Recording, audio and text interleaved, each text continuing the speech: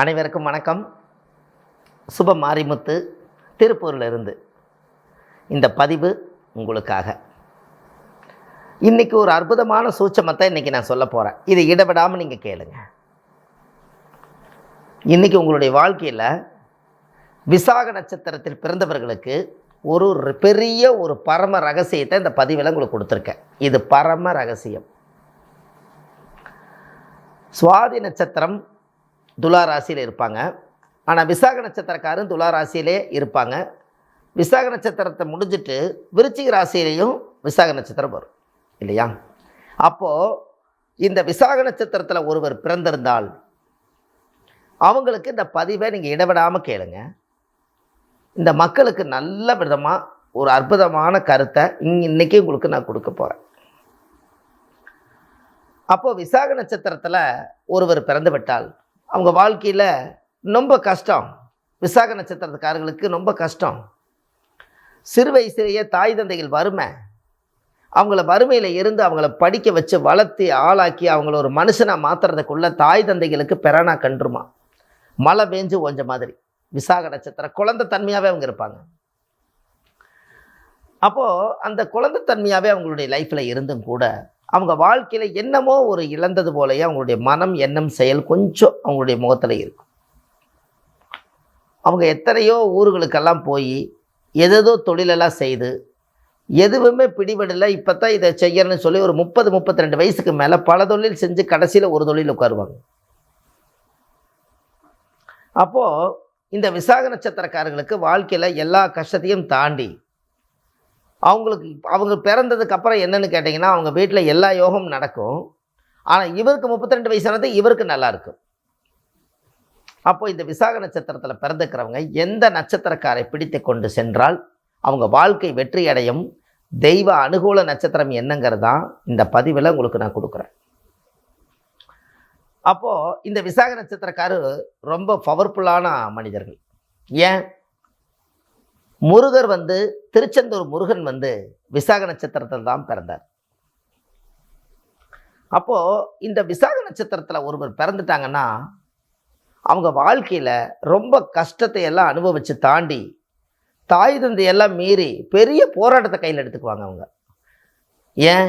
முருகர் அப்பா அம்மா பேச்சை கேட்டாரா? அதே மாதிரி தான் அவருடைய குணம் அப்படி இருக்கும். அப்போ அந்த வாழ்க்கையில் என்ன பண்ணுறதுன்னே தெரியாமல் அவங்களுக்குள்ள ஒரு மிகப்பெரிய குழப்பத்தை உண்டு பண்ணிக்கிட்டு ஒரு தெளிவில்லாமையே கொஞ்சம் காலம் இருப்பாங்க. அவங்களுக்கு ஒரு இடம் விட்டு இடம் மாறி போய் ஒரு சுய வாழ்க்கை வாழ்ந்தால் தான் அவங்க வாழ்வாதாரம் நல்லாயிருக்கும். அப்போது அப்பேற்பட்ட விசாக நட்சத்திரம் முருகன் பிறந்த நட்சத்திரக்காருக்கு எந்த நட்சத்திரத்தை பிடித்து கொண்டு போனால் அவங்களுடைய வாழ்க்கை சிறப்பாக இருக்குன்னு சொல்லி பார்த்தா பெரிய உயர்த்தக்கூடிய நட்சத்திரம், அவங்க வாழ்க்கையில் நினச்சி பார்க்காத அசுர வளர்ச்சி கிடைக்கக்கூடிய நட்சத்திரம், தோஷம் இல்லாமல் நம்மளை சரிப்படுத்தக்கூடிய நட்சத்திரம் உத்திராட நட்சத்திரமே. விசாக நட்சத்திரக்காரு உத்திராட நட்சத்திரக்காரை ஒரு நட்பு வச்சுக்கிட்டாங்கன்னால் அவங்களோட வாழ்க்கையில் நட்பு ரீதியாக நடக்கக்கூடிய அனைத்து சம்பவங்களும் இந்த உலகத்தில் அசுர வளர்ச்சி கொண்டு போய் விட்டுரு. ஆனால் அவங்க அவ்வளவு சீக்கிரம் உங்ககிட்ட அண்டி வரமாட்டாங்க. இயற்கையாகவே பகச்சு மாதிரி இருப்பாங்க. கொஞ்சம் ஒரு வைராக்கியமாக இருக்கிற மாதிரி இருக்கும். எல்லாமே நமக்கு வேண்டியதில்லை. நமக்கு தேவை அந்த நட்சத்திரம் நமக்கு சாதகமாக வேணும்னா நாம் தான் இறங்கி போகணும்.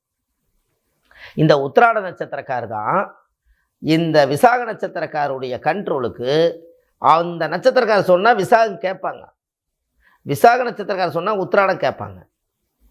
ஏன் அப்படி? இது கட்டுப்பட்ட நட்சத்திரம். விசாக நட்சத்திரக்காருக்கு தெய்வ அனுகூல நட்சத்திரம். அது உத்திராட நட்சத்திரம் தெய்வ அனுகூலம். அது எந்த ராசி வேணாலும் வரலாம். அந்த சந்தேகம் உங்களுக்கு வேண்டவே வேண்டாம். நட்சத்திரம் தான் நம்மளுக்கு மெயின். தனுசு ராசியிலே உத்திராடம் வரும், மகர ராசியிலே உத்திராடம் வரும். அது நம்மளுக்கு வேண்டியதில்லை.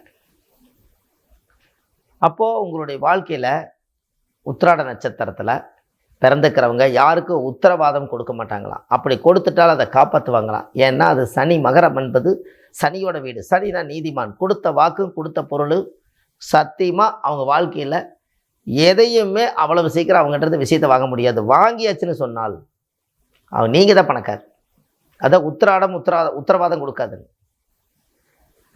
உங்களுக்கு ஒன்று தெரியுமா? இந்த விசாக நட்சத்திரத்தில் முருகர் பிறந்ததுனால வாழ்க்கையில் ஒரு முறை திருச்செந்தூர் முருகன் கோயிலில் போய் மணலில் 7 முறை நீங்கள் உருண்டு வரணும். இந்த பக்கம் 7 முறை உருண்டு வரணும், அந்த பக்கம் 7 முறை உருண்டு வரணும். உங்களுடைய கர்ம உடம்பில் இருக்கக்கூடிய கர்ம வினைகள் எல்லாம் அந்த மணலில் ஒட்டி அந்த உருண்டு வந்து கடலை குளிச்சுட்டு அங்கே நாளிகை தீர்த்தம் ஊற்றிட்டு திருச்செந்தூர் முருகர் ராஜ அலங்காரத்தை பார்த்துட்டு வந்தீங்கன்னா உங்கள் வாழ்க்கை அசுர வளர்ச்சிக்கு போகும். 6 பட வீடு முருகர் இருக்காரு. இதில் யார் பெரியவர்? திருச்செந்தூர் முருகர் தான் முதல் இடத்துல வச்சுருக்காங்க. அப்போ அவர் வந்து பரமகுரு.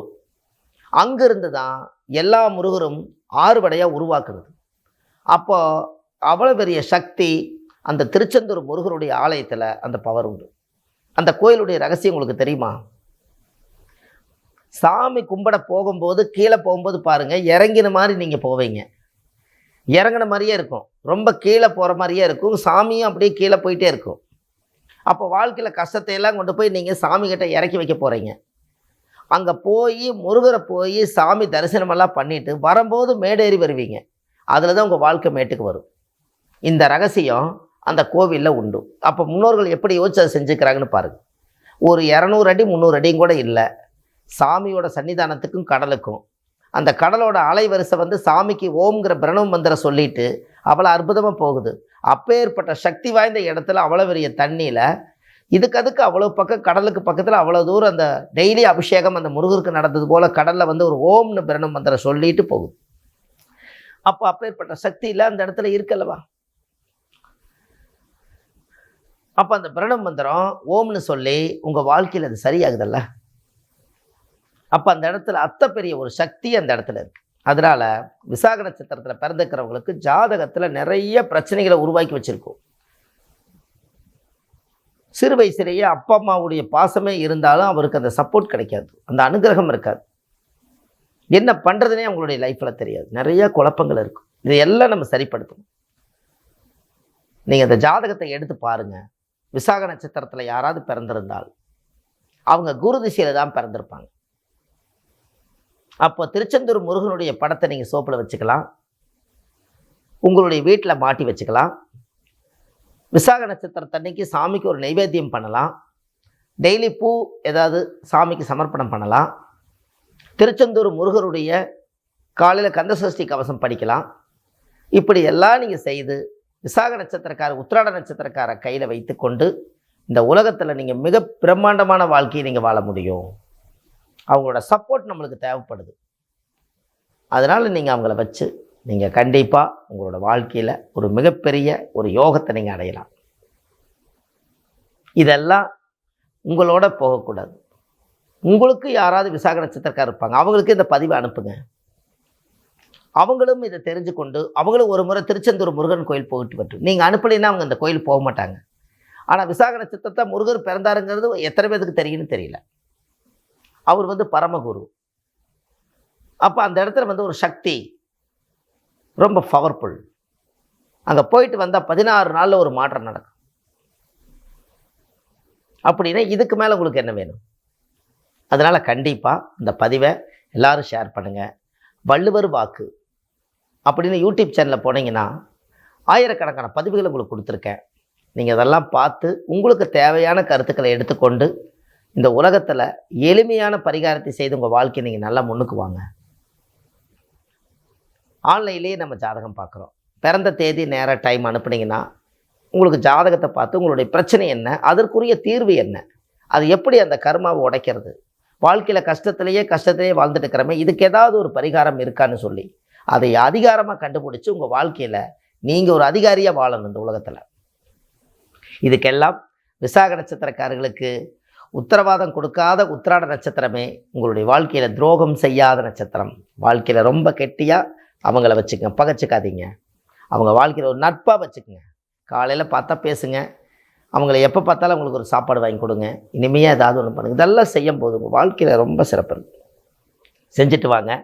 கண்டிப்பாக உங்களுடைய வாழ்க்கை பதிவில் நிறைய மாற்றங்கள் உங்களுக்கு உண்டு என்று சொல்லி அடுத்த பதிவில் உங்களை சந்திக்கிறேன். சுப மாரிமுத்து, திருப்பூரிலிருந்து. நன்றி, வணக்கம்.